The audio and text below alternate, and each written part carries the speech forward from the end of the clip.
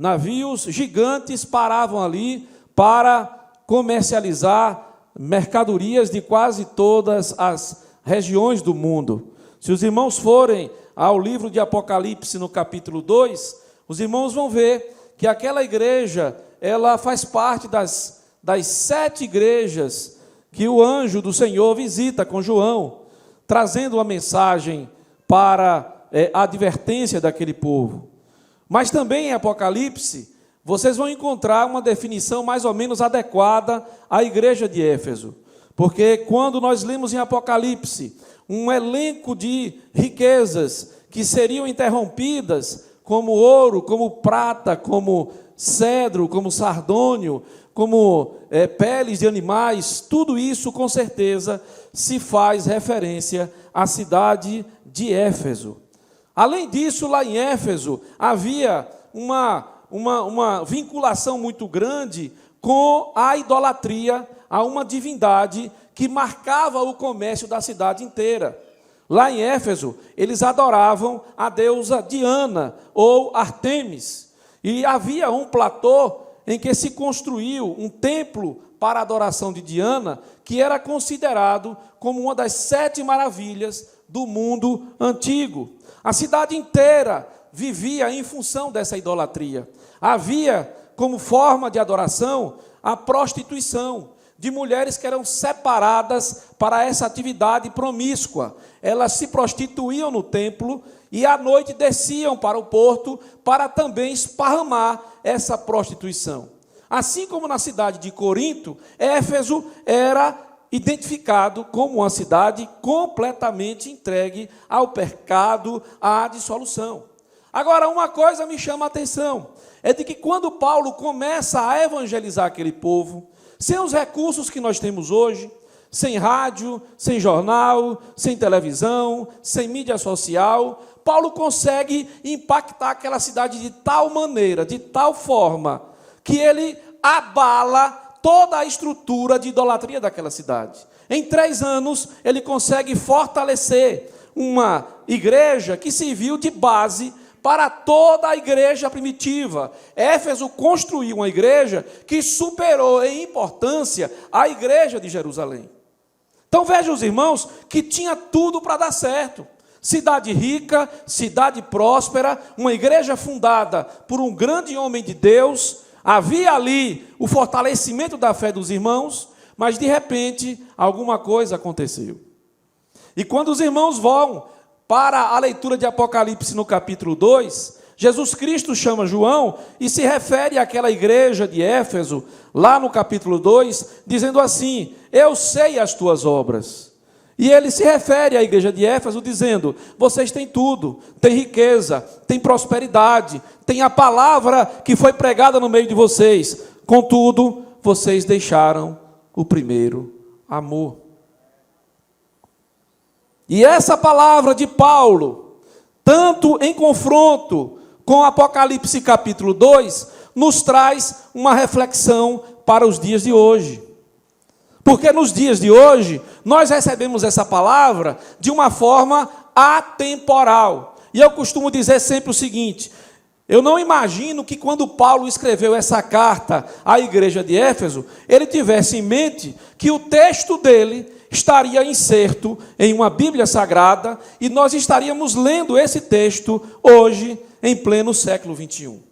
Porque, na verdade, Paulo, como homem, escreveu com um propósito específico: ajudar, fortalecer a fé daquela igreja em Éfeso. Contudo, o projeto do Espírito Santo de Deus era muito maior, porque aquilo que foi escrito ganhou vida, ganhou corpo, ganhou uma intensidade tão tremenda, porque transcende o tempo, o local, o momento, a circunstância, e serve como uma palavra atual para a igreja de todos os tempos. Está na Bíblia Sagrada, porque nós temos que ter uma noção de que o Deus a quem nós servimos, Ele é um Deus que Ele não se prende ao tempo.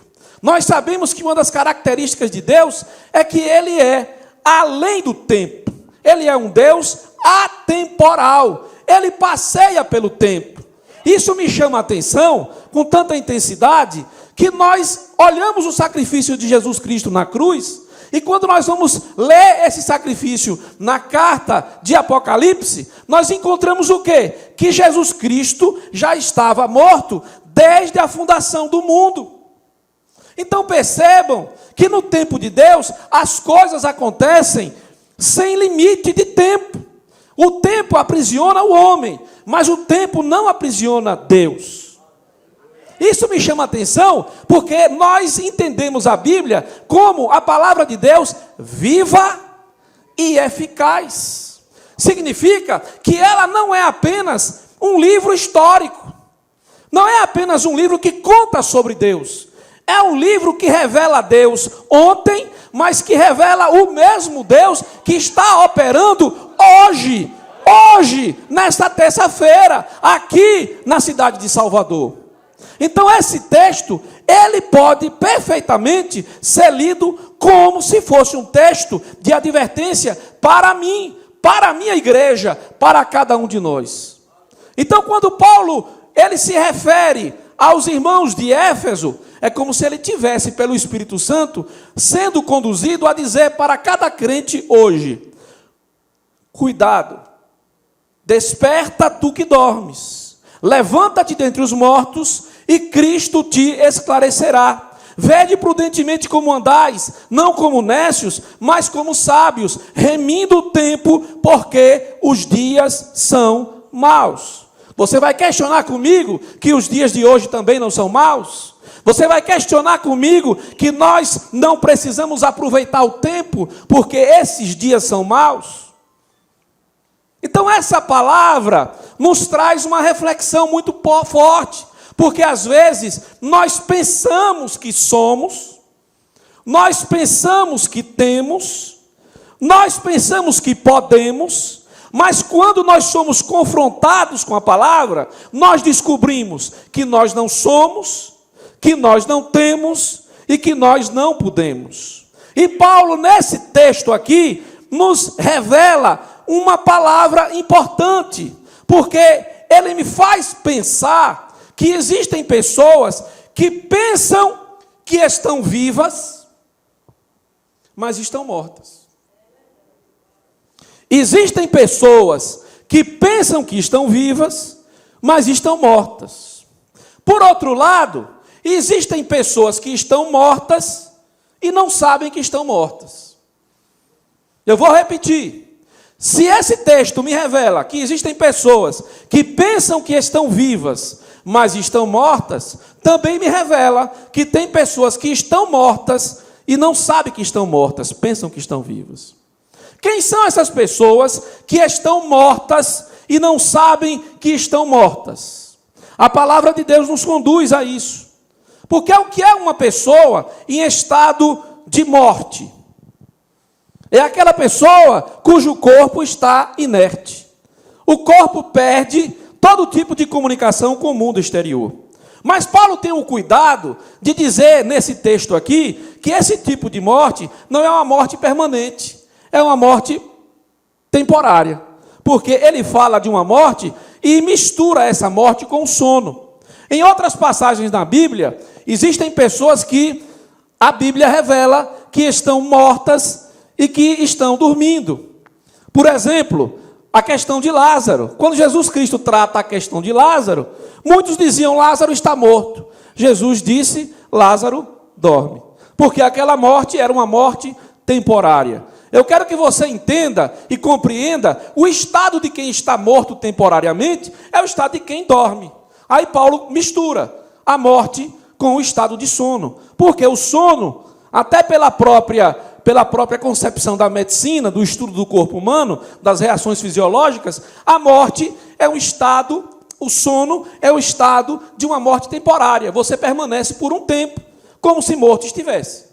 Se você não sonha, nem consciência daquele tempo que você dormiu você tem. Você não sabe o que aconteceu. Você está inerte. Você não sente, você não reage, você não se movimenta, você está simplesmente em um estado de inanição, de falta de movimento, e você está ali sem interagir com o meio ambiente. Agora, se você traz isso para a esfera espiritual, Você vai perceber que as pessoas que não têm Jesus, que vivem lá no mundo, são pessoas que estão mortas e acham que estão vivas. Elas pensam que estão vivas, mas, sob a perspectiva de Cristo, estão mortas. Você sabe por quê? Porque Romanos capítulo 6, versículo 23, diz que o salário do pecado é a morte. Então, quem vive em pecado, vive em um estado de morte. E se não se arrepender dos seus pecados, essa morte é uma morte permanente. Mas se ele se arrepende dos seus pecados, ele passa a ter um estado de morte que é comparado com o sono, porque ele vai despertar, ele vai acordar, ele vai tomar consciência. Eu me lembro que meu pai, que já faleceu, ele aceitou a Jesus quando eu tinha 18 anos. E ele era um homem que se dizia intelectual, sabido, estudado, e ele criticava a fé do crente. Ele zombava da fé da minha mãe. Mas quando ele já velho aceitou a Jesus, algo aconteceu com meu pai. Porque ele de repente despertou. E ele disse, eu não sabia, eu não entendia, eu não via. Ele estava dormindo, ele estava morto e não sabia. De repente, o Espírito Santo o tocou, despertou e ele viveu. E ele disse, eu estava morto e revivi, porque eu não sabia que estava morto. Achando que estava vivo, ele estava morto. Por quê? Porque ele estava dominado pelo pecado. O problema, irmãos, é que o pecado mata. Mas o pecado não mata apenas quem está no mundo. Porque o pecado, ele pode também começar a atuar na vida do homem e da mulher que está na igreja. E esse é o grande problema. É que se nós dermos vazão ao pecado, mesmo estando na igreja, você pode achar que está vivo, mas se você estiver dominado pelo pecado, no fundo, você está morto. Porque o salário do pecado é a morte. É aquele homem, é aquela mulher que acha que está vivo, mas está morto. Porque ele frequenta uma igreja, porque ele possui um cargo na igreja, porque ele tem uma atuação religiosa, porque ele tem uma atuação eclesiástica, ele acha, eu estou vivo. Mas o problema é, se eu dermos lugar ao pecado, na verdade eu posso pensar que estou vivo, mas eu estou morto. Eu estou morto, porque eu estou dominado pelo pecado. É sobre isso que Paulo fala. É sobre essa noção e essa concepção que Paulo fala. Porque nós estamos vivendo dias tão tenebrosos, tão perigosos, tão maus, que nós acabamos assimilando a prática pecaminosa, achando que está tudo bem. Quem aqui já cozinhou caranguejo, sabe como é que o caranguejo morre. Você tem que botar ele vivo na panela. E vai esquentando a água aos pouquinhos. E aquela água vai fervendo, vai esquentando, e quando você menos espera, o caranguejo está cozinhado. Isso acontece com muitas pessoas que estão na igreja, que se arrependeram dos seus pecados, passaram da morte para a vida, mas não estão tendo noção do poder e da força do pecado. Porque o pecado, mesmo você estando na igreja, se você der lugar, ele volta a lhe matar. E você fica como um zumbi, vivo, achando que está vivo, mas na verdade você está morto. Porque você não percebe, você não tem consciência, você não tem noção de que você está naquela condição. Porque o pecado dominou. E aí eu não posso deixar de dar um glória a Deus pela importância da língua hebraica. Porque aqui com certeza tem estudiosos do hebraico que sabem que a língua hebraica é um idioma que se trabalha com simbologia e não com fonemas, com sons. É por isso que a gente faz a transliteração do hebraico para o português. E quando você vai para a língua hebraica estudar o conceito da palavra pecado, isso é tão glorioso, isso é tão poderoso, isso é tão forte, que você vai ter uma consciência exata. Porque a palavra pecado no hebraico, ela é escrita com duas consoantes. O hebraico original não tem vogal. Pecado é ret ou rat, dependendo da pronúncia. Tem duas consoantes. Uma consoante que é a consoante ret, e uma outra consoante que é a consoante tet. Essa consoante ret, ela é escrita como se fosse um curral. Você faz um quadradinho e deixa uma pequena vazão embaixo. É o ret. Essa palavra tem um conceito e um significado na língua hebraica de um curral. E dá uma ideia exata do que é o pecado. Porque quem vive no pecado é como se tivesse sido pego pelo diabo e colocado em um curral. E dali ele não consegue sair. Ele se está aprisionado pela prática pecaminosa. Porque a Bíblia diz que o pecado, ele aprisiona o homem, ele prende o homem, ele domina o homem. A segunda consoante é uma consoante que chama-se tet. É como se fosse um útero com a abertura para cima. Tet. E é justamente essa a ideia, de que o pecado, ele é gestado dentro do ser humano. A gente sabe, e é uma ideia corrente, de que ninguém peca do dia para a noite. O pecado, ele é primeiro concebido. Ele é elaborado na mente. Você começa a pensar no pecado e vai gestando aquela prática, até que aquela prática vai crescendo dentro de você e você não consegue mais dominar e ele explode. E você pare o pecado. Então veja que no hebraico, a ideia do pecado é de algo que te aprisiona e que não surge de uma hora para outra. Ele é gestado, ele é criado dentro da estutícia da mente humana. Mas uma hora ele explode, e quando ele explode, ele te mata. Mas tem uma outra consoante muda nessa palavra, que é a consoante Aleph. E essa consoante Aleph, ela é chamada no hebraico a letra de Deus. Aí você me pergunta, pastor, por que é que justamente na palavra pecado existe uma consoante, que é a consoante de Deus? É porque mesmo que o homem esteja aprisionado pelo pecado, que ele tenha sido dominado pelo pecado, no fim de tudo, há um Deus que tem poder, que tem força, que tem autoridade para nos resgatar, para nos trazer a vida. Deus é maior do que o pecado. A graça do Senhor é maior do que o pecado. Então, muito embora a gente viva em um mundo dominado pelo pecado, nós temos em Deus a força para resistir a esse pecado. A grande questão é, por que eu não consigo? Por que é que isso é tão forte a ponto de dominar o ser humano? Você sabe por quê? Porque nós temos uma escolha a fazer todos os dias. E Paulo dá esse segredo.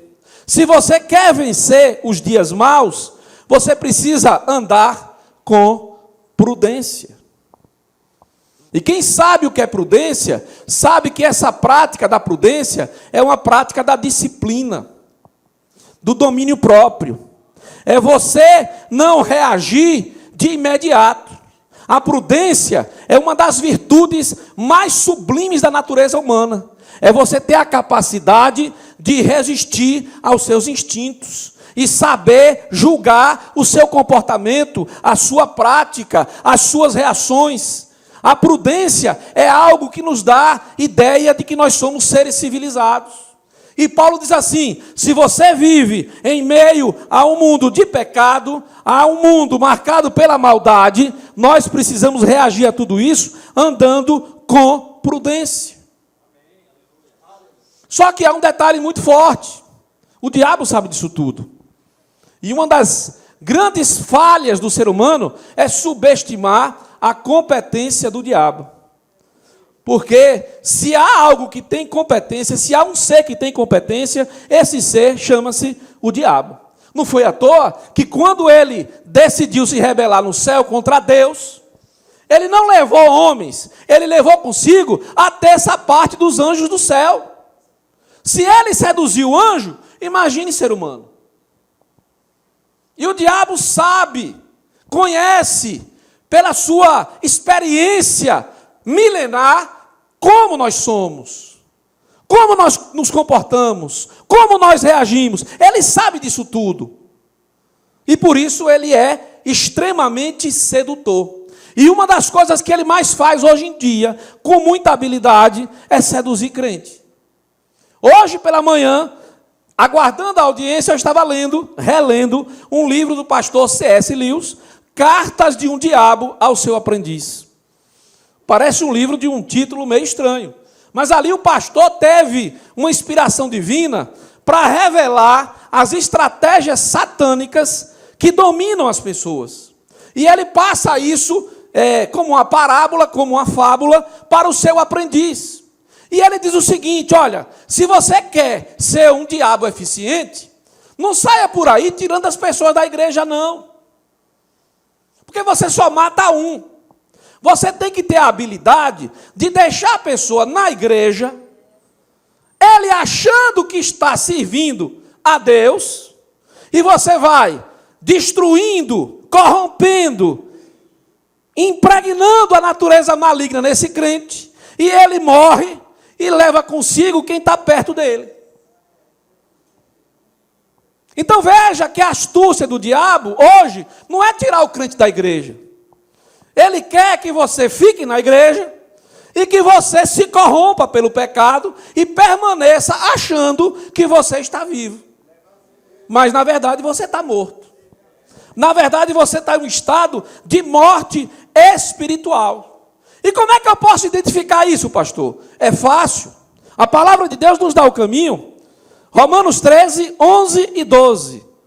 Paulo diz assim: e digo isto, conhecendo o tempo, que já é hora de despertarmos do sono, porque a nossa salvação está agora mais perto de nós do que quando aceitamos a fé. E aí o 12 dá a solução: a noite é passada e o dia é chegado. Rejeitemos, pois, as obras das trevas e vistamo-nos das armas da luz. Veja que a palavra do Senhor nos leva a uma resposta. Como é que eu sei que eu não estou vivendo a plenitude da minha vida em Cristo Jesus?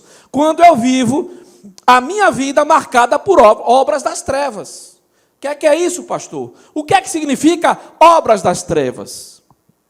Primeiro, eu quero te dizer que todo ser humano naturalmente sabe discernir o certo do errado.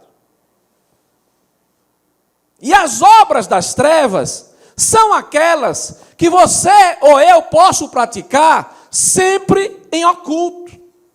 E aí Paulo volta a Efésios capítulo 5 e diz assim: são obras tão pecaminosas, tão nefastas, que até falar sobre elas é torpe. São coisas tão tenebrosas que até falar sobre essas coisas é torpe. Mas o problema é que nós estamos numa cultura de que está tudo bem. Então você pode frequentar uma igreja, chegar em casa, ligar a sua televisão e assistir filme marcado por tudo que não presta. Violência, adultério, homossexualidade, traição, corrupção, e você vai assistindo aquilo ali por horas a fio, achando que aquilo é apenas entretenimento. E você vai começando a assimilar a ideia de que tudo aquilo é normal, é comum. Você começa a receber influências de músicas que têm letras completamente perniciosas. Então você liga o som do seu carro, você vai ouvir músicas que falam sobre pecado. Você liga a televisão, o pecado está ali. Você entra na rede social e o que tem ali é pecado. Pecado de todo tipo. Pecado que você sabe que é pecado e pecado que você não sabe que é pecado. Mas é tudo pecado. Porque a gente aprendeu pela palavra que de uma fonte rota não sai água limpa. A fonte ou da água cristalina ou da fonte rota. Mas eu já ouvi crente dizer que ele pode ouvir música secular que não tem nada demais. Músicas que falam de amor. Eu volto a te perguntar, dá para beber água cristalina de fonte rota?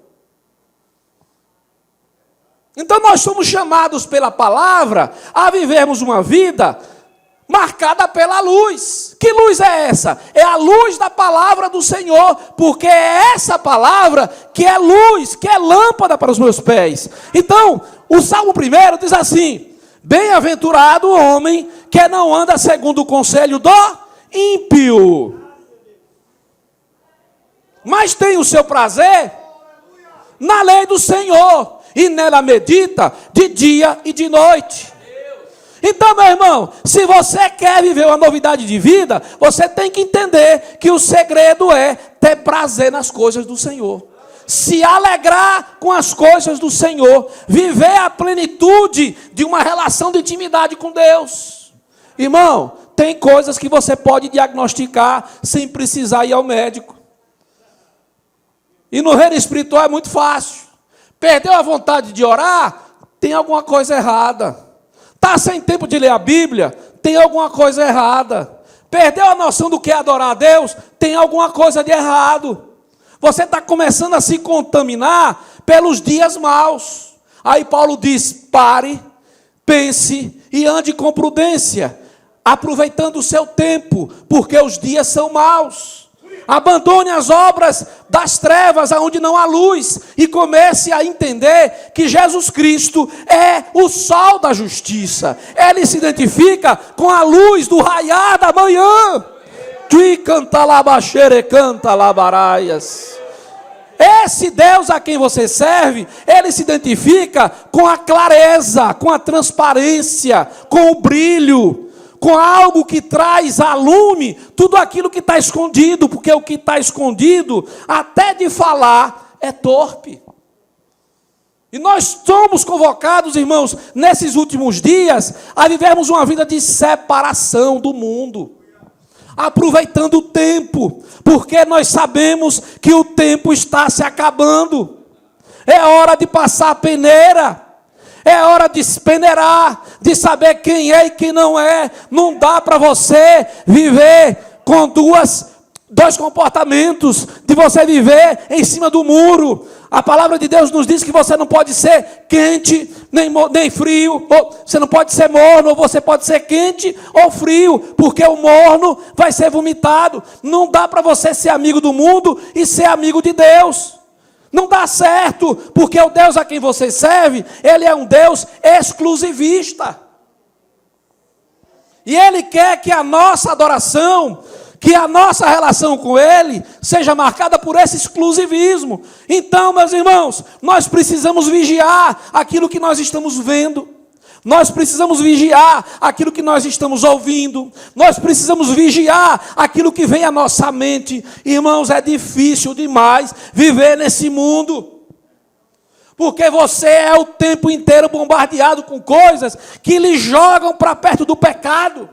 Quando menos você pensa, você está xingando, mesmo que seja na sua mente, sem palavras. Você está maldizendo o seu irmão, você está querendo a morte de alguém, você está odiando alguém, você está maquinando mal contra alguém, você está planejando uma vingança contra alguém, porque o diabo fica o tempo inteiro nos induzindo a pecar.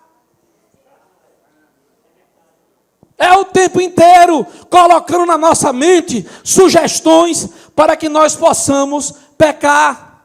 Mas a palavra do Senhor nos leva a uma outra opção. A palavra do Senhor nos revela a outra opção.